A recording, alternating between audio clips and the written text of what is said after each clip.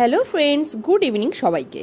তো আমি আজকে চলে গেছিলাম ছেলেকে ক্লাসে দিয়ে দমদম পার্ক মাঠে খেলা দেখতে। আসলে আমাদের এই মাঠে না আজকাল প্রচুর প্রচুর খেলা হচ্ছে, মানে ক্রিকেট থেকে শুরু করে ফুটবল, তবে ক্রিকেটটাই বেশি হয়।